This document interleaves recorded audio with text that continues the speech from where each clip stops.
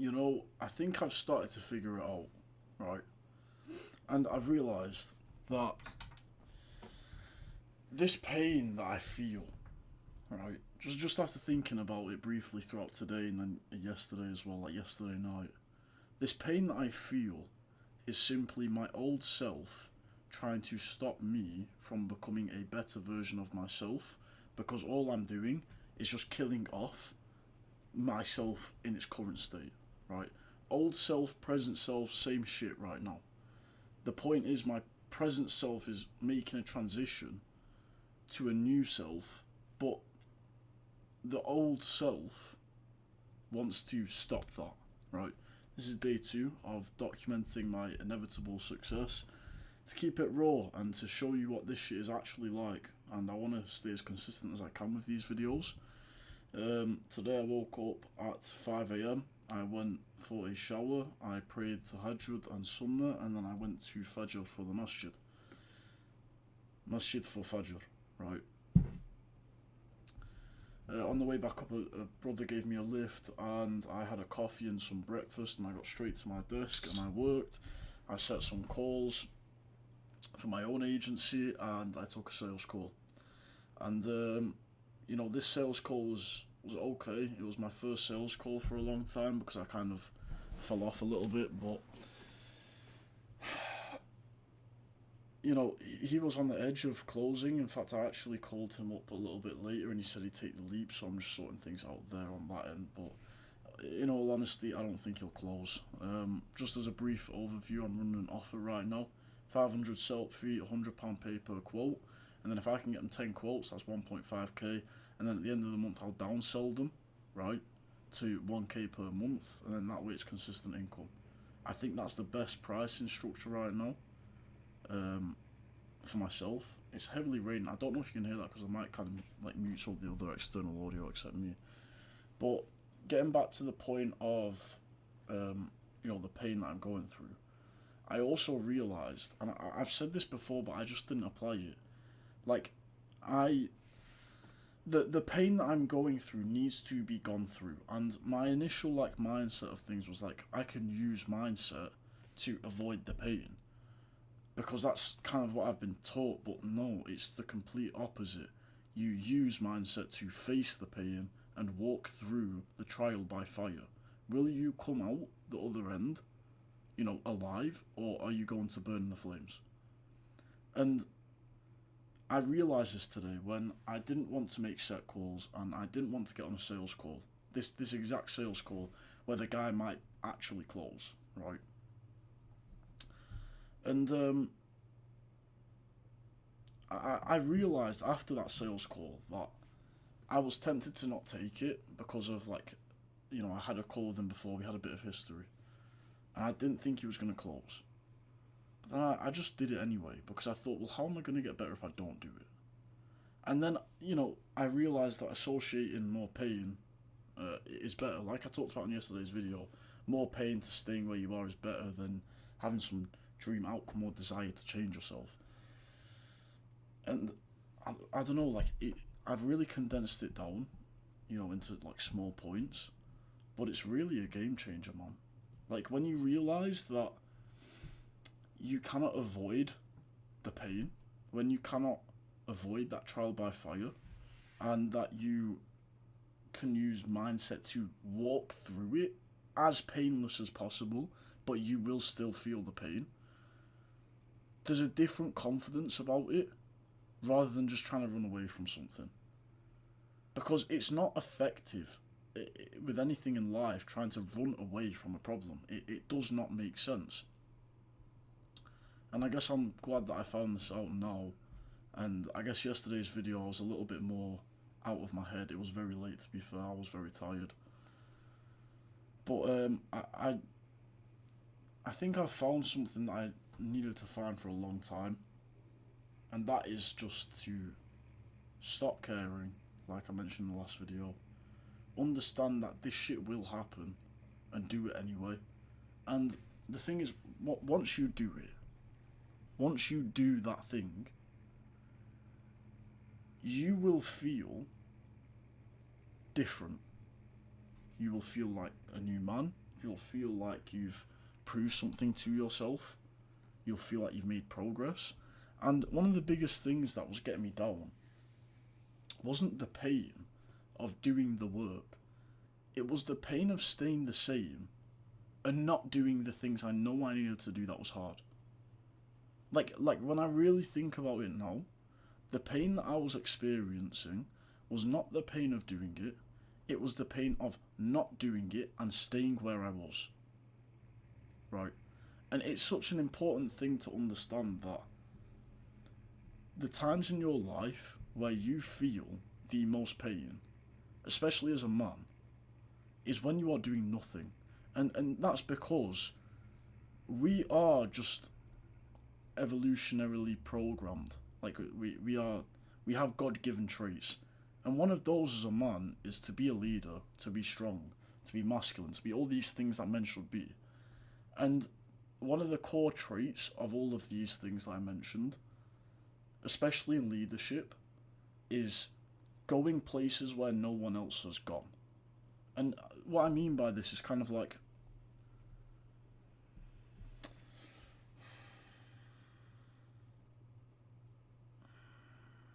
how do I put this into words?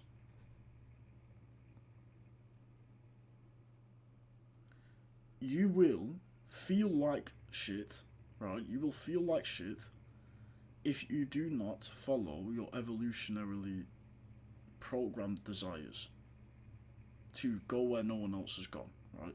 Starting a business, going through those trials and tribulations, no one goes through that.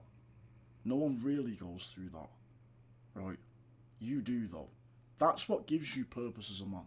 Building, providing, protecting, capability, competency, all give you purpose as a man. And when I say I'm documenting my journey to success, I don't mean in this materialistic, like, sense of, like, I'm gonna buy a Ferrari and touch myself. No, I mean, like, success in every aspect that a man could have. Because imagine, I know this is so cliche, but imagine getting out that hypercar, right? Imagine walking out of your penthouse. Imagine walking out of your vineyard in Italy, right? And you're jacked, right? Maybe you're not tall, maybe you're tall. Doesn't matter. Height doesn't matter, right? You've got lots of money. You've got a beautiful wife who is feminine and she, like, genuinely operates on old traditional values, right? And the thing is as well, what people don't realise is this new age of feminism is complete bullshit. This I can do whatever I want, I can blah blah blah, I'm a strong, powerful individual, I think for the majority of the time is bullshit. Like, I genuinely think it's, brainwashing, because realistically, if you ask, this sounds really weird, but if you ask, like, a child, right, hey, would you like to be looked after all your life by your parents? They say yeah, right? And in the same way, without any of this messaging being put in your head, you also want to be provided for by your future husband, right? Because it's not the women that went out to hunt saber-toothed tigers. And then, there's arguments. Well, they could go out to hunt saber-toothed tigers. Why didn't they? Why don't you go back to the Stone Age and you go, hey, Patricia, I need you to go and kill that big fucking tiger. They would have said, no, I'm going to go collect my berries and look after the kids. Right? So my uncle, he doesn't send his kids to school, he homeschools them, he's got a bit of money, right? Those kids are very switched on. They're very, very switched on kids. As in, like, they'll hear you from a mile out talking about them because they're very aware they don't have distractions, they're not distracted like half of the society. And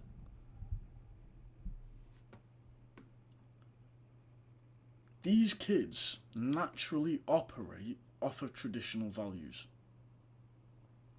Because my uncle and his wife are very traditional, right? And, generally, the kids are naturally programmed like that. It's only through, messaging and this government brainwash that this shit happens.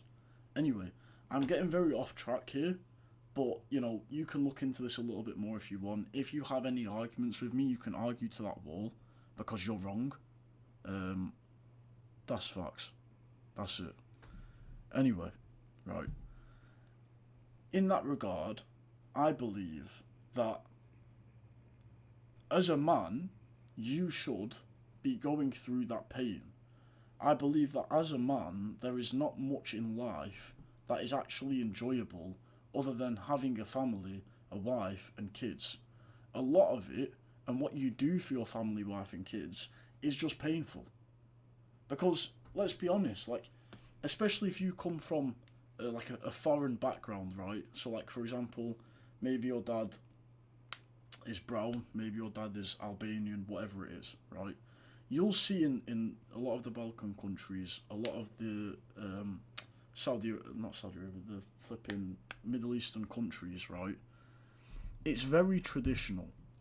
The man gets up at 5 a.m, works his arse off to provide for his wife and kids, and the wife stays at home looking after the kids. As a man, not going through pain and being comfortable should be more painful to you than going through that pain. It should be more uncomfortable to be comfortable. And if you are comfortable with being comfortable, then you are not a man. You are not a man. I don't know what you are.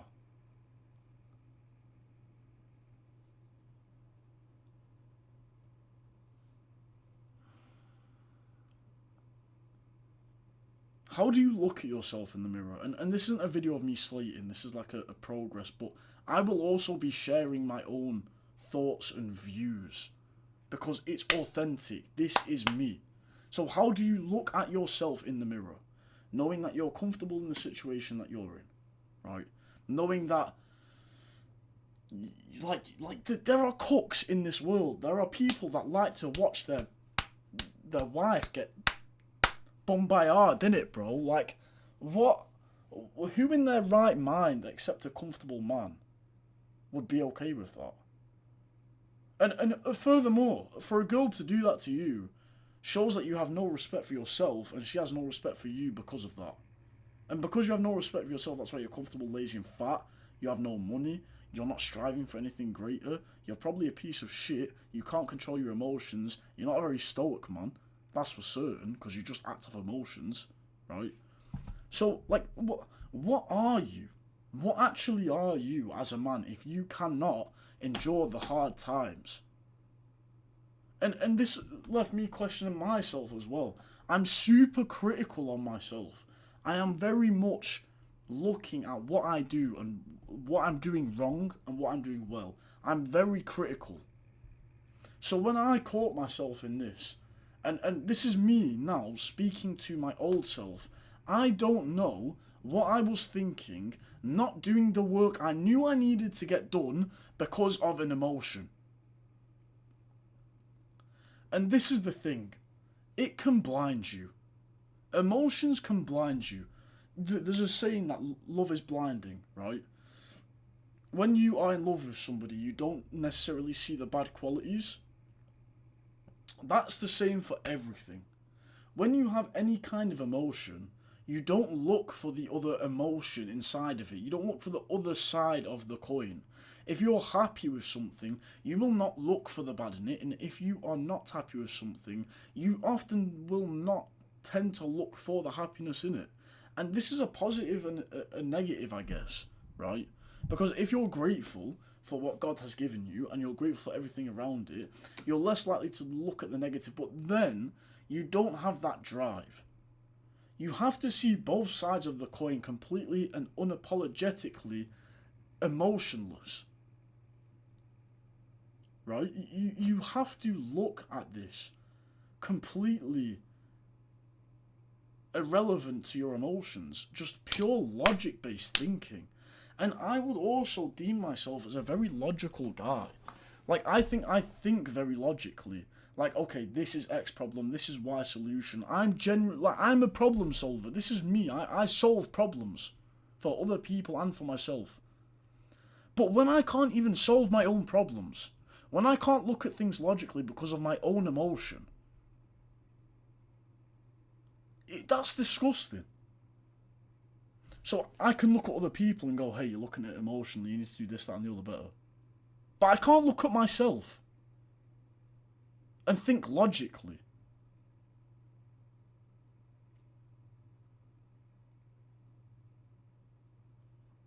What? What sort of man am I?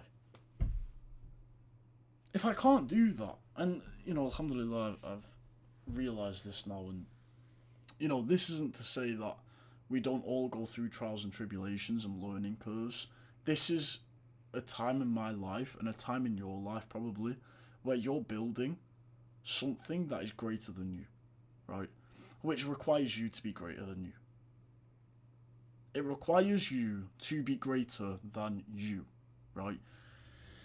If you truly want to succeed, you have to stop putting your emotions first. Do the action and break through. Go through the trial of fire.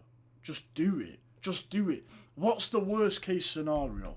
What is the worst case scenario of you doing that hard thing? You giving up, okay? And you can try again, right? If you give up, you don't give up forever. Like think about it. What is the worst possible scenario? There is no bad scenario confronting the pain. And, it's very interesting. We only run away from pain when we are not in the middle of it. When we're not in the middle where there is no escape and there's only one way forward. We always go back if we have an option to go back, right? Think about it. If you had no way of escaping the scenario you were in except for going forward, what's your other option? You don't have another option. The only option you have is to go forward. But when you don't fully commit, when you're tiptoeing around the fire, when you're, feeling the flame of that shit, you're like, oh, that's a little bit hot, I'm not going to touch that again. Then what are you going to do? You're not going to touch it again. You're going to walk around it. You're going to avoid the problems that you know need to be solved. And then what happens is you get put in another fire. Because, like I mentioned before, you find it so painful to be stuck where you are. And then from there, it's a balance of which fire is heavier, right? If walking through this trial of fire to get to the level you need to go is, heavier, then you will be okay and comfortable sitting in this fire, even though you know you're burning. You will not find a way out of it. You will sit there. But, if this is lighter, if this is easier, this trial by fire is easier, you will always find it easier to walk through there and get out, knowing that you can't get out of the heavier one. You can't go back. Bro, do not catch yourself in a trial by fire between two scenarios, right? Just walk through the first one. Just do it. Just get it done. Don't procrastinate. That is not what men do. Men do not procrastinate. They get it done now, right? And I really wanted to emphasize this point in the video to coach myself and to coach you guys too. And I want these to be as authentic as possible. These emotions are completely raw. What I'm saying to you right now is not scripted. It's me talking to my 3-camera, right, on my iPhone, and making YouTube videos for my future kids and anyone who gets inspired by them or anyone who can take lessons from them to watch. Right? I'm going to end it here. This is day 2. We finished up at about 20 minutes. If you've watched all of this, you're a G. Let me know in the comments. This shit was some fire sauce. Right? How do I end this shit? Alright, cool. See you later, boys.